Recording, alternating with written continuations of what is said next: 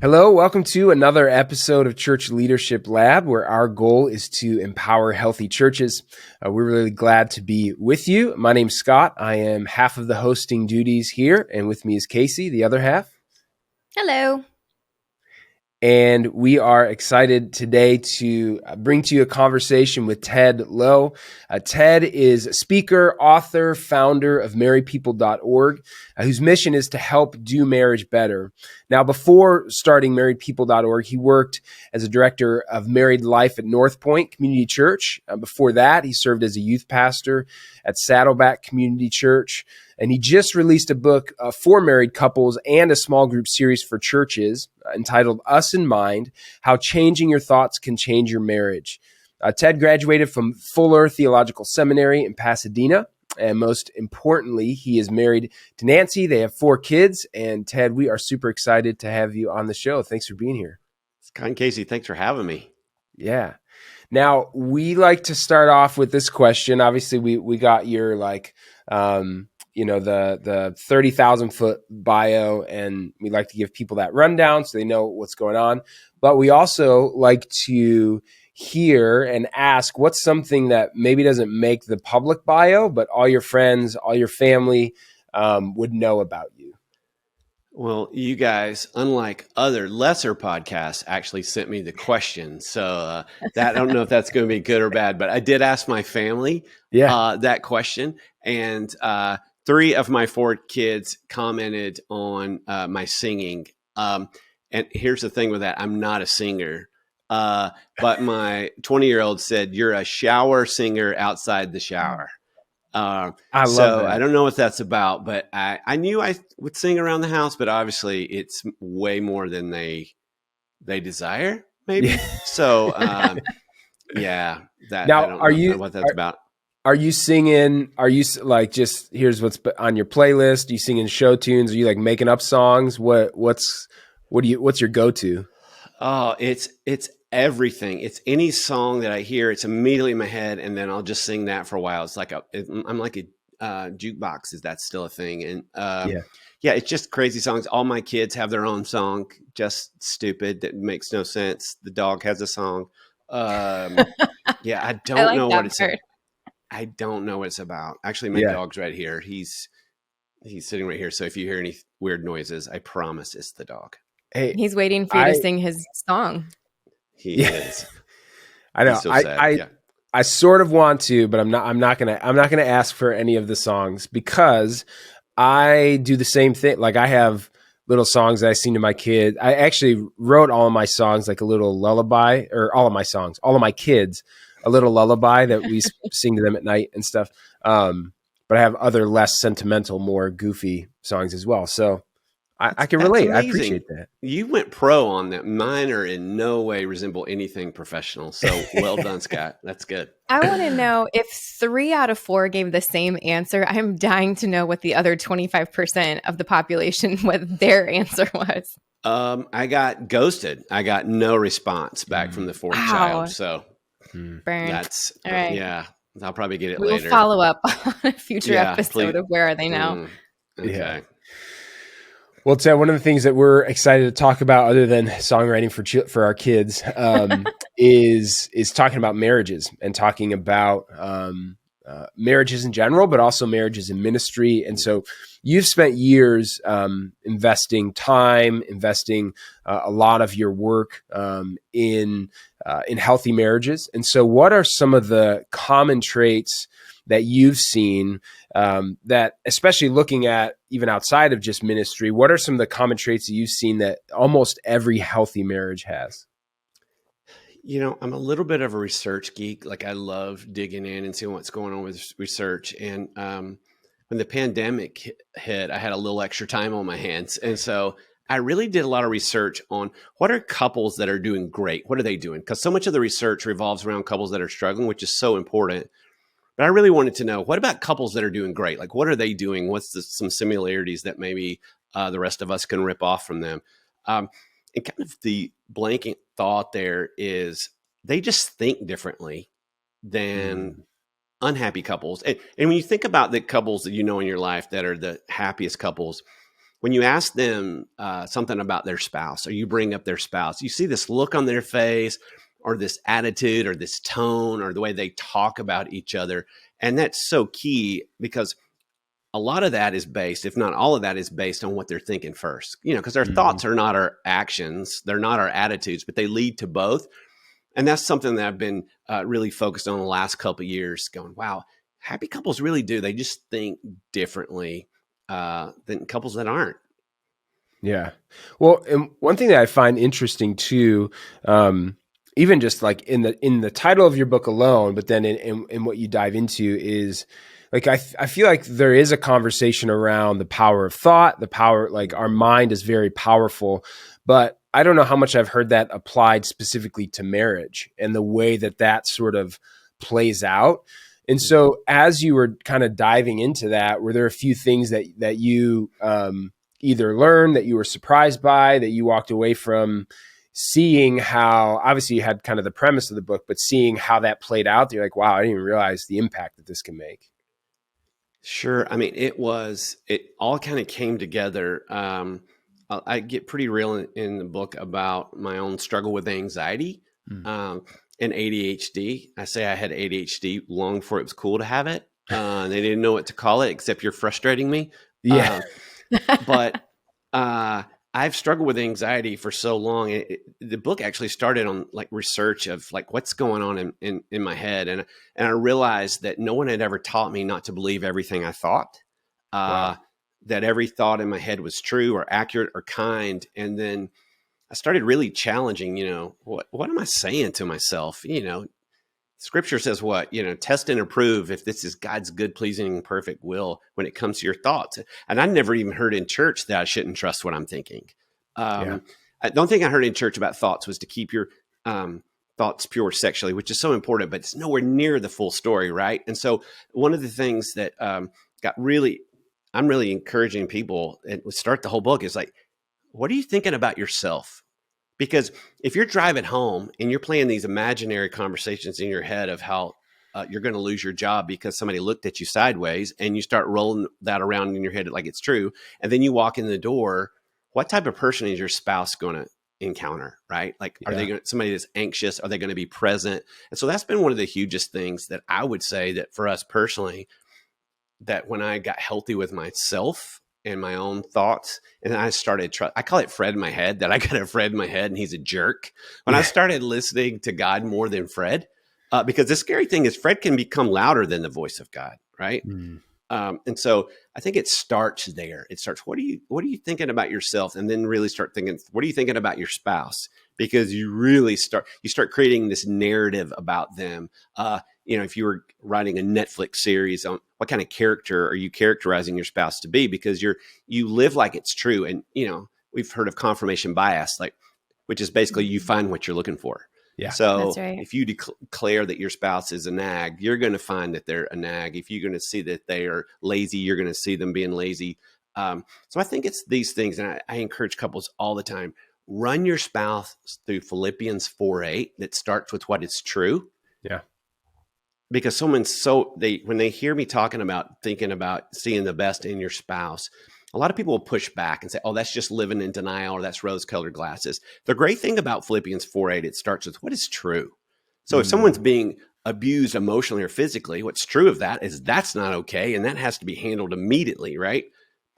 But oftentimes it's not that severe for people. So what is true? Well, what's true is my spouse loves me. What's true is I still am in love with them. What's true is all these noble things and right things. And so you're coming from that state of mind. And it's not about stuffing communication either. It's just when we spend time with God, it postures us to love our spouse in a way that we can never love them on our own.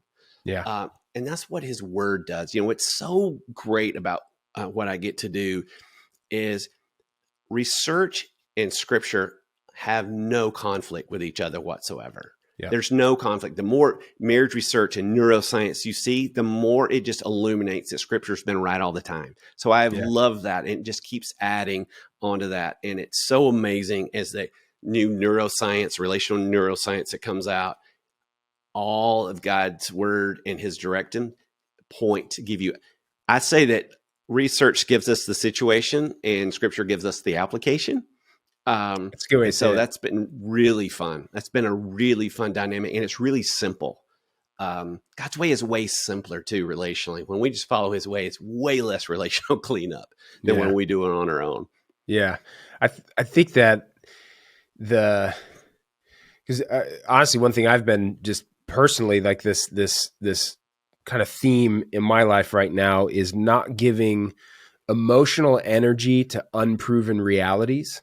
And so Mm, sometimes, like you were talking about that with mm, our the things that we thought. So your boss look at you sideways, and now you have gone down this reality that isn't true, but mm, I am doing poorly at work. I'm on the edge of getting fired. I'm going to, all this stuff. And then you find, like, if you live there long enough in your thoughts, you start to feel real things about that.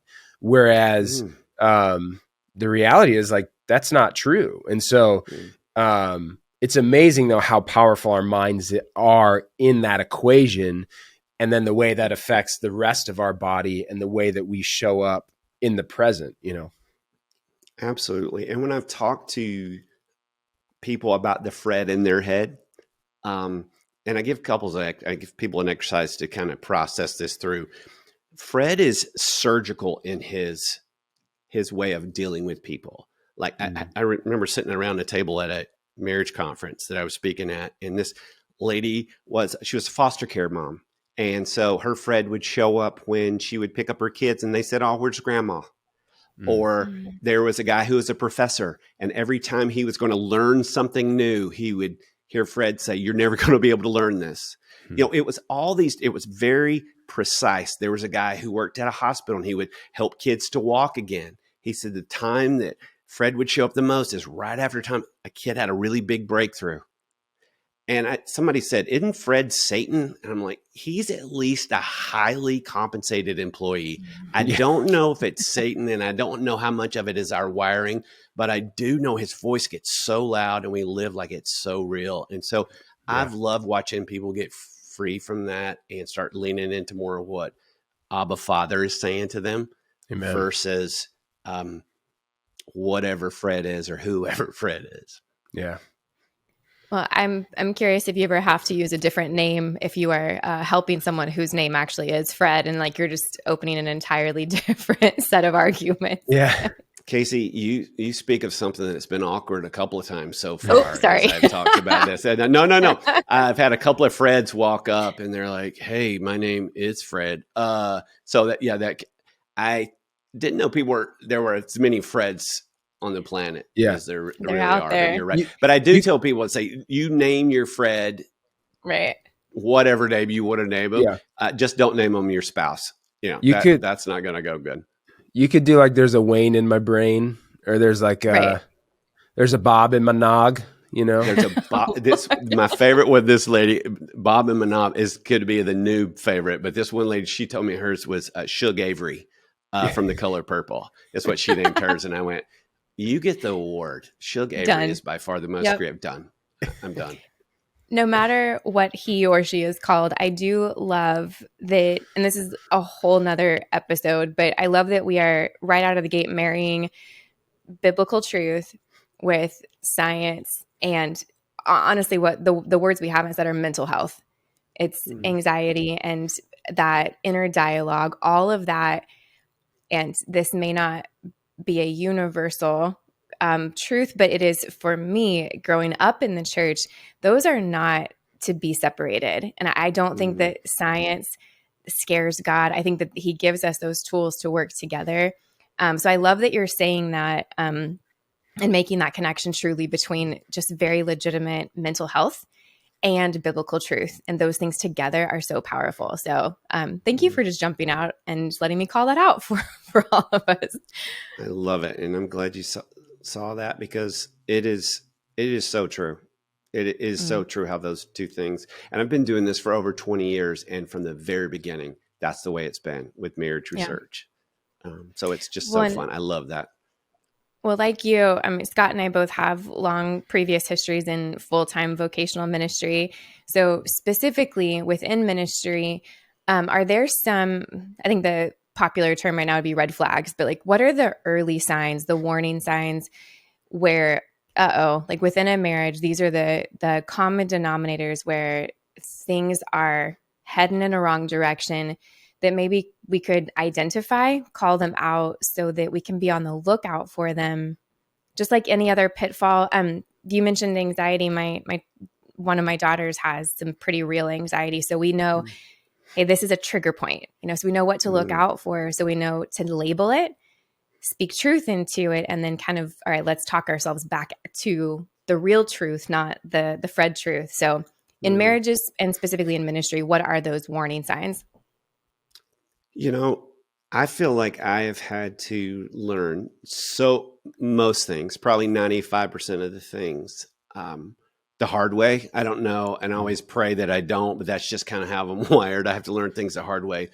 One of the things I did not have to learn the hard way about being married and in ministry is I've been in ministry my entire marriage. My wife, when we got married, she was 23 and I was 25. And we had this incredible opportunity from day one to be surrounded by people that were in ministry, but were also had healthy marriages. And so we always say, hey, we don't have an excuse not to do this right because we've seen it modeled from day one.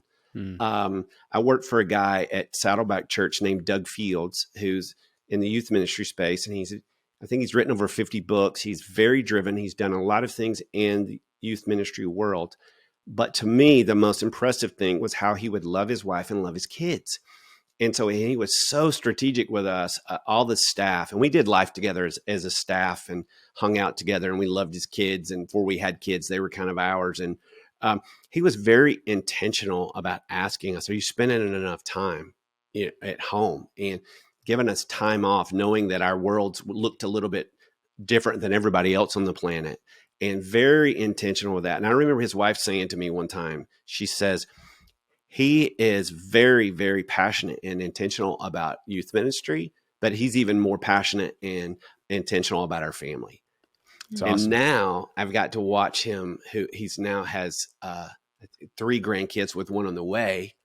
And I'm just watching him living the fruit of that, right? Like he was living like what really mattered most. And now he's living the fruit of it. And so I think, there's studies about what spouses of people who are in ministries are talking about, and it's pretty sad. It's pretty, I've got some stats I was preparing for this. It said 79%, this is a study, this was a survey of a pastor's wife, and it said 79% agreed the congregation expects their family to be a model family. 49% believe their family's in a fishbowl. 33% feel caught in a tug of war between church and family.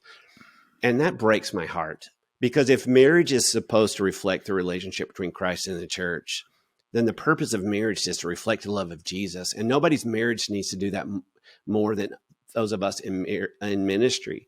But I remember talking at a breakout at a youth pastor thing, and I started talking about boundaries. And this guy literally stands up and he goes, "You keep talking about boundaries. What are you talking about?" And he obviously was not a dumb guy, right? And so I think, some of us have the language of boundaries. Some of us have grown up with that and heard this, but no one's ever helped us. And so what's really challenging, if you're in ministry right now and you haven't been living with the boundaries, it is difficult to go back and reset them, but it's not impossible. And sometimes those are the most powerful statements that you can ever make to your spouse, is to say, look, I've not been doing this great. But we can't keep going like this. I don't want you to feel like this. I don't want you to ever feel like the church is more important than you are. So I'm going to set some boundaries, and people are not going to like it. There's going to be a group of people that do not like it. And at the end of the day, they just can't matter as much, right? And it doesn't matter as much. And these will be people that may not even be thinking about you in a year. One day we're all going to be irrelevant at church, right? We're going to be irrelevant. There's going to be somebody cooler, quicker, faster that's going to come in, but we're never going to be irrelevant at home. So I think we have to set up those boundaries and give each other permission. Those of us in ministry, and that's why I love podcasts like this, we got to start giving each other permission to set boundaries and to go, not only is it okay it is ministry. It is reflecting the love of Jesus. We need to do that. And so Yeah. I'm all about inviting counsel. Who are the people that are going to help you to set up healthy boundaries for your family, even to the point where if the church can't accept it, then maybe they're not the place to be. Because at Yeah. the end of the day, if we lose our families for ministry, what are we doing? So Yeah. I know it's not easy, right? I know it's not easy, but it's so important. Well, and one Mhm. of the things too that I think doesn't necessarily get talked about too sometimes when talking about boundaries is that's actually the way that you have longevity. That's the way that you last. That's the way you don't spend, 3-4 years going hard and then or longer, and then you hit that wall where it's like, okay, it's not that I just need a break, I need to recover. And Mm.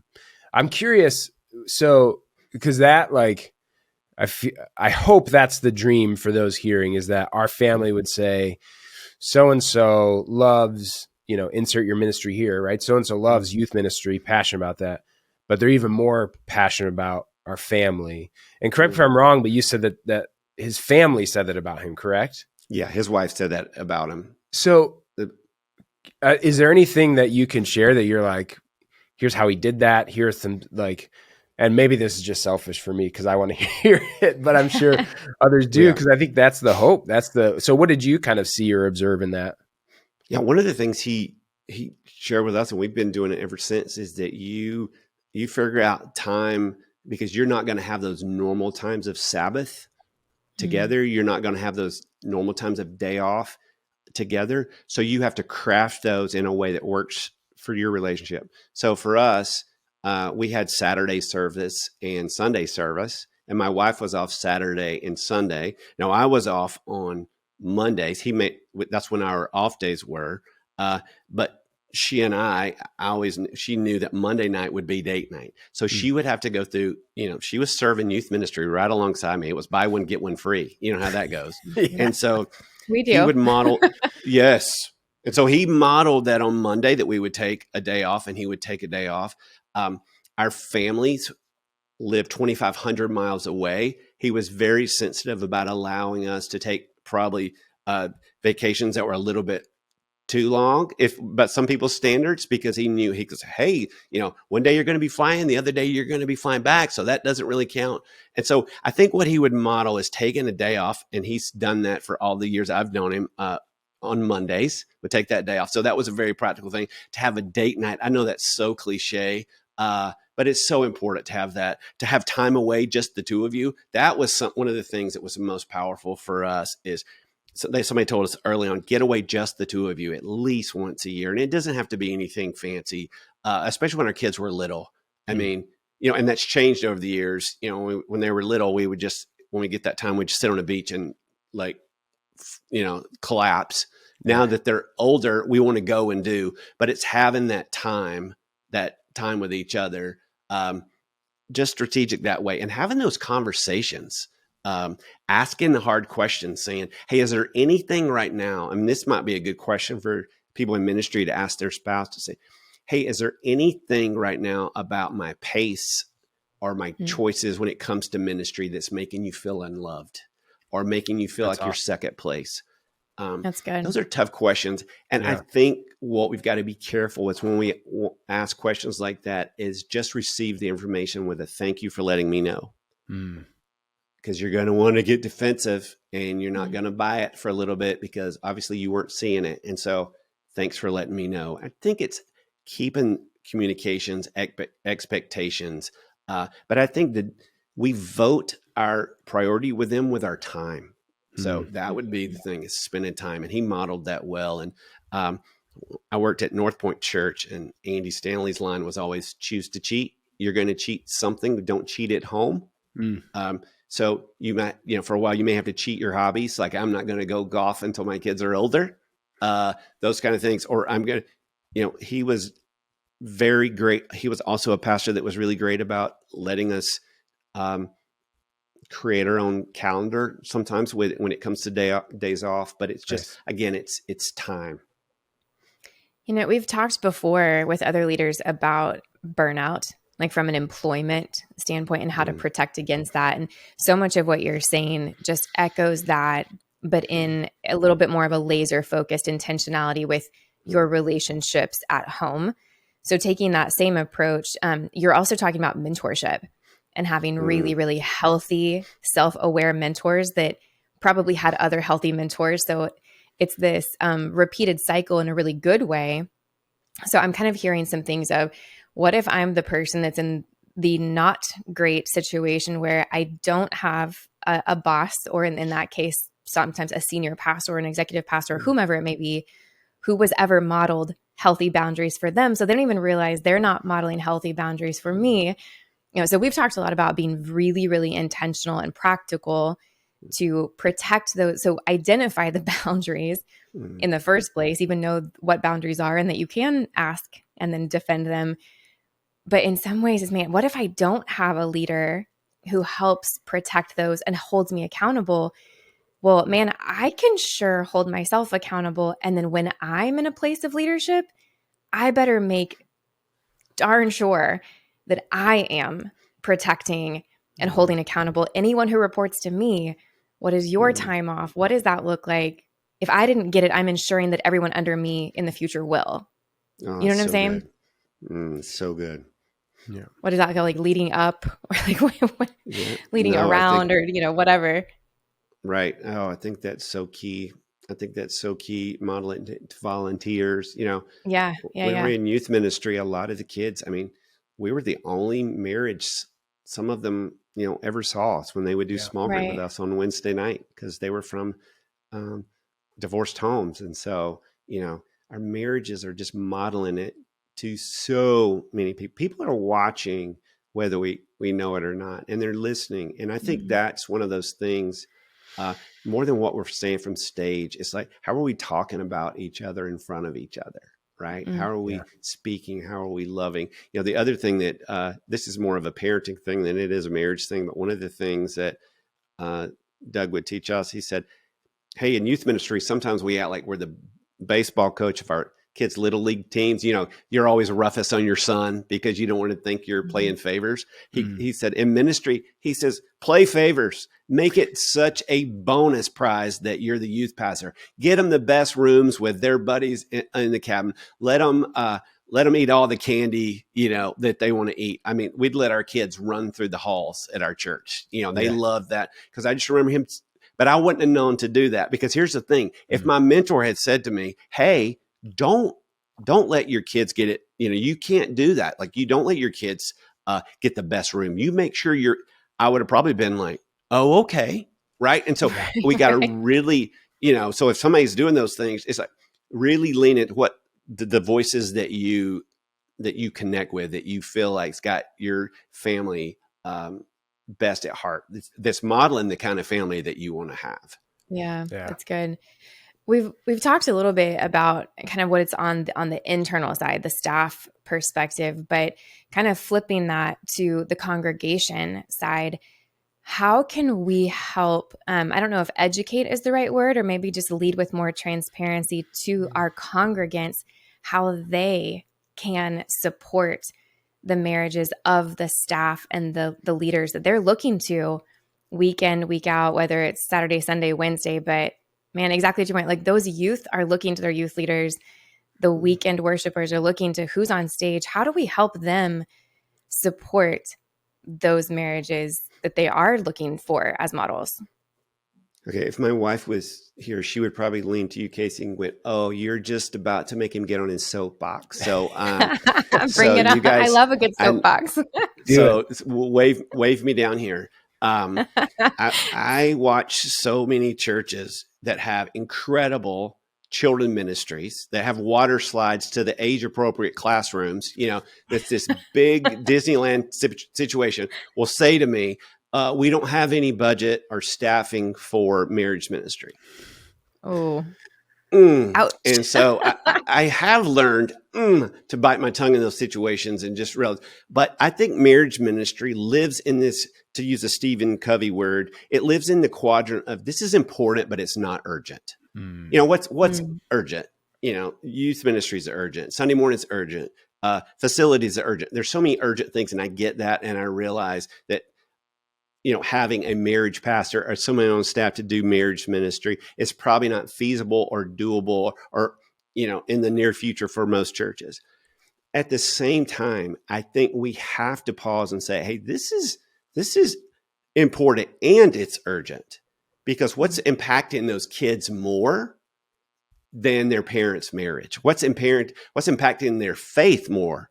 I mean, that's just the research on it. Nothing impacts the kid's faith more than their parents' marriage is watching that piece of it. So what I say to church leaders is take a pause and get around your staff and say, okay, we can't do everything for marriages, but what can we do? And what I want to encourage them to do is, every church is spending a certain amount of time on marriage.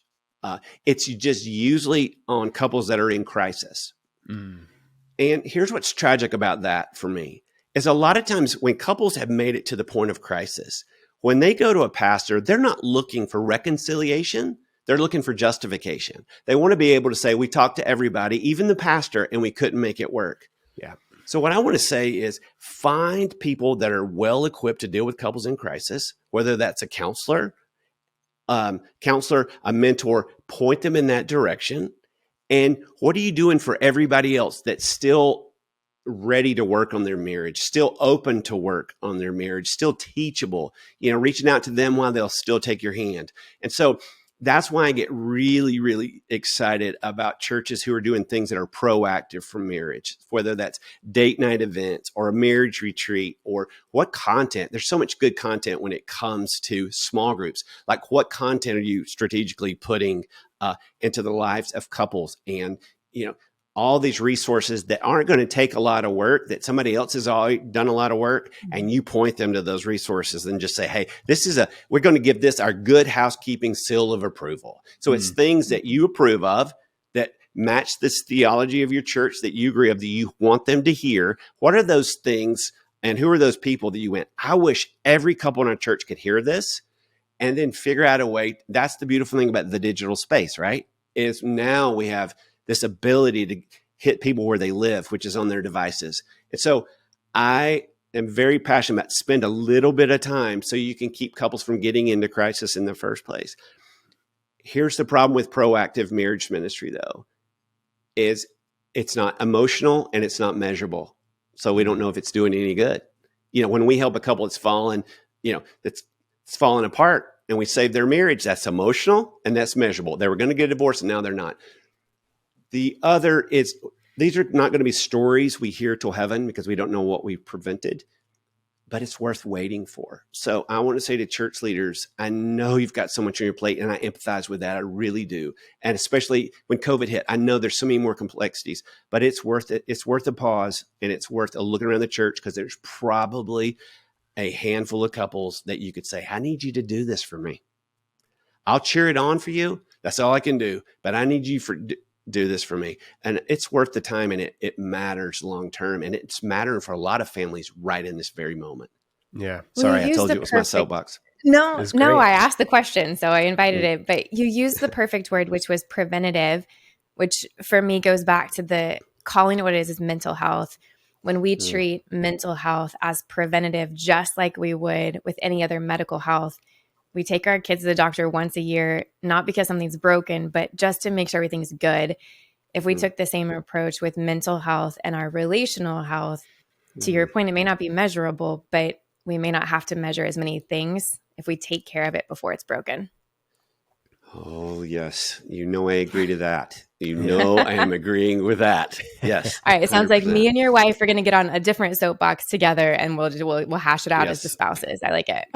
I like it. This is good. Perfect. This is good.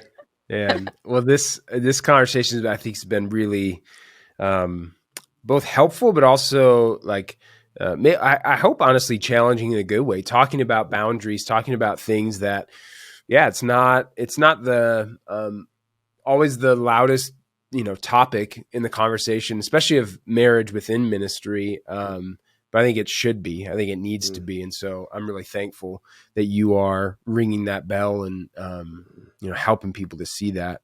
Now, we do ask one question to everybody who comes on the show, because, again, our goal is to empower healthy churches. And there's a lot that's required to kind of make up a healthy church. So for you, what is one essential component of a healthy church? Marriage ministry. Perfect. Healthy marriages make healthy churches. I do. I think it's key. And so, and it is taking care of your own marriage as a leader. There are some great people out there. I know it's hard and it's difficult. It's difficult because who can you talk to and who can you trust? Yeah. That's why I think those of us in ministry have to really come around each other, have to really support. Who's that pastor in your area? Who's that other church leader where you get and encourage each other? So I think it's healthy marriages, because I don't know about you guys, but when my marriage is, when it's off north, I feel like everything's off north, and that includes my relationship with God and other people, and even what I do. And so I think it's a key. I really do. Yeah. I would have been disappointed if you said anything other than that, just based on, what's one essential good parking ministry? Good. I'm gonna say the parking ministry, which is vital. I'm not bagging the parking ministry. Nope. We love the parking ministry. We love that. All right. Well, we have a final 5 that we do, a little more rapid fire. So love to jump into those. One book that you'd recommend to church leaders. I think I am late to the dance on this, but Atomic Habits by James Clear has been so powerful for me. I love that. But again, I think I'm a little late. Is it kind of like saying the 5 love languages? It may be. It's not that powerful. It's not that bad. late. It's not that bad. Yeah. But it's late. It's okay. Yeah. The window's closing, but I think it's still slightly open. Yeah. You're also allowed to mention at least one of your own books. We will, of course, provide that, but you could say like, close second is my own. Okay. And on that tee up, yeah. No, we released a book in October called Us and Mine, How Changing Your Thoughts Changes Your Marriage. And so, that would be another Doug Phil's thing. He said to me one time, he goes, we don't write the books to sit on the shelf. He goes, go, go, go. Because I'm the worst at promoting things of anybody on the planet. I just really have to promote for you. Oh, here's the thing. I really do want people to read it. I really do. Because I've loved teaching it live more than anything I've done in the last 20 years, because it's been neat watching the aha moments happen. It's just neat when you're able to, something that's impacted your life so much impacts other people when you get to watch and listen. So, yeah.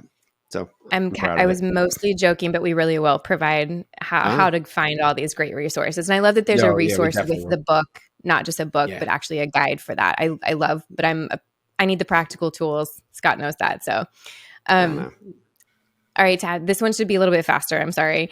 What is the last thing you listened to on Spotify, Apple Music, whatever? Okay, this is going to be really nerdy, but first of all, I'm a podcast junkie, so there's not a ton. As much as I sing, I should be singing podcasts. But I think, I created a Fred in Your Head playlist, and it's kind of talks the difference. And so I've got a Fred in my head playlist. One of my favorites right now is Patrick Mayberry, How You Love Me. That's a really powerful song for me. I love the way he writes. Yeah. Yeah. Good one. Really good. All right. Favorite piece of technology? Okay. I love the Pause app. It is, I tell everybody about it. I've probably talked about the Pause app more than I have Jesus in the last year, which is shame on me. And that's pause, like press pause, not like press pause. It's John Eldridge and his organization. And it is just like, it's like meditation, but it's scripture. And there's like a 1 minute pause and a 3 minute pause and a 10 minute pause. It saved me during COVID. Saved my life. When my kids are driving me crazy, I love them. And I would go outside and there's a 10-minute one. It's like on mental strength or hope or faith.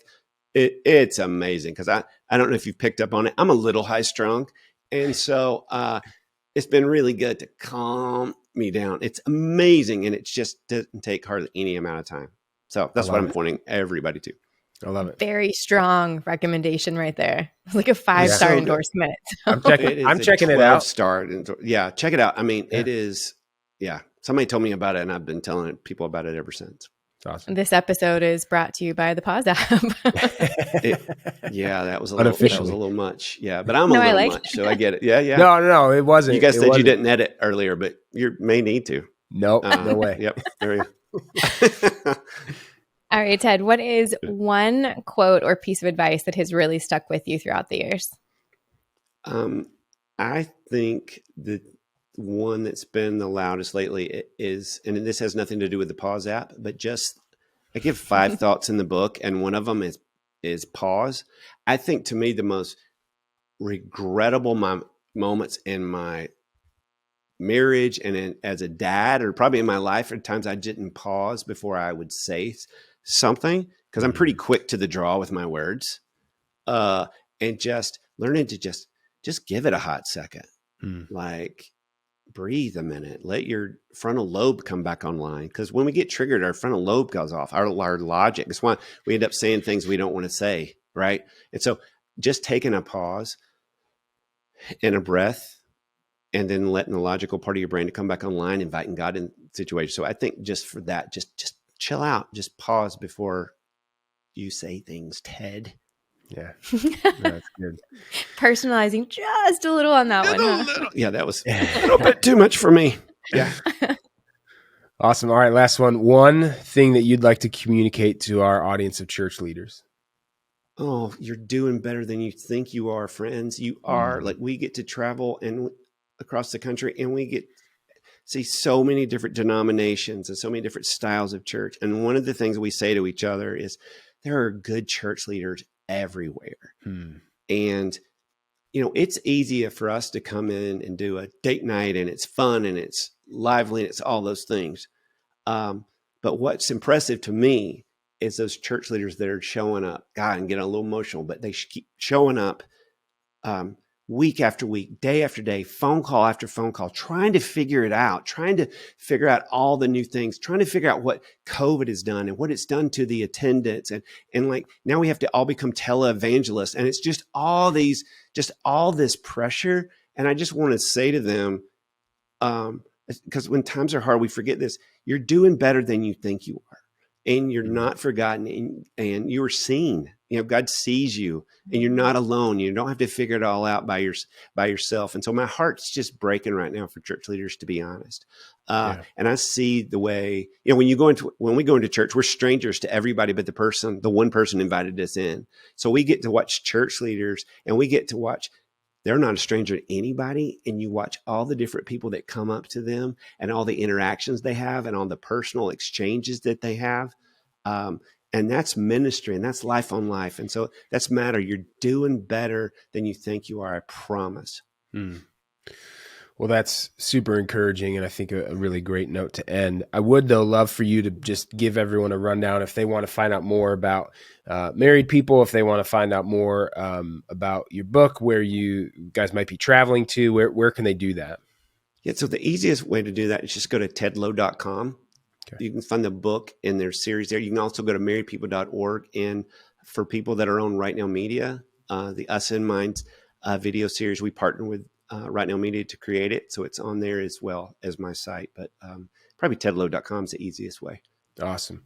Well, we're going to link to all of that in the show notes for sure, and make sure that we get that out to as many people as we can. And so thanks again, Ted, for being on the show. Thank you to those who have listened, watched. We appreciate it. We'd love for you to leave a comment, subscribe, leave a review, and share this with anyone that might find it helpful. Again, our goal is to empower healthy churches, which often means conversations like these where we can hopefully strengthen and encourage church leaders, their marriages, their lives, and their ministry. So thank you so much, and we'll see you next time. This episode of the Church Leadership Lab podcast is brought to you by Ministry Brands, the largest provider of church technology software. Over 90,000 churches rely on Ministry Brands for their single platform solution that brings together all the digital tools a church needs. From online giving to websites to church management software and more, Ministry Brands is leading the way in simple to use, innovative solutions, all with the goal of empowering healthy churches. To learn more, visit ministrybrands.com.